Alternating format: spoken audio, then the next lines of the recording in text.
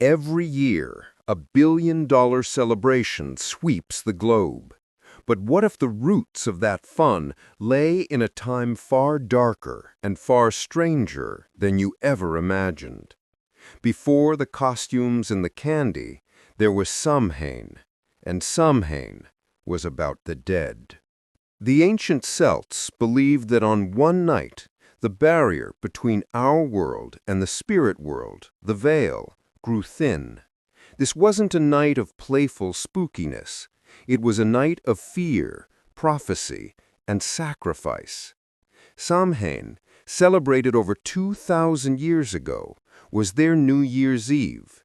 They believed the spirits of the dead, the good and the bad, returned to earth. Druid priests would light massive bonfires, not for warmth, but for cleansing and to ward off the malevolent forces. The early costumes, they weren't superheroes. They were animal skins or simple disguises worn to fool or appease the returning ghosts. Their customs were rooted in a deep spiritual transaction with the unseen world. As Christianity spread, a familiar pattern emerged. Rather than abolish a deeply entrenched pagan holiday, the Church attempted to rebrand it. In the 8th century, the Pope designated November 1st as All Saints' Day or All Hallows' Day, a time to honor Christian martyrs. The night before, October 31st, became All Hallows' Eve. This was a strategic move to redirect attention, but the old darker rituals and superstitions didn't vanish. They simply merged with the new holiday. The final transformation happened much later. Immigrants brought these customs to America.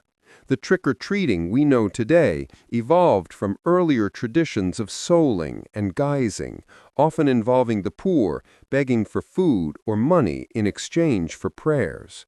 The jack-o'-lantern was originally a turnip carved to ward off evil spirits.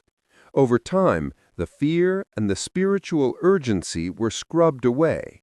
The customs were commercialized, packaged, and sold back to the world as pure, harmless fun. The origin is clear. A pagan festival centered on contact with the dead and the spirit world, later absorbed and masked by other traditions. The name has changed, the costumes are different, but the core foundation remains.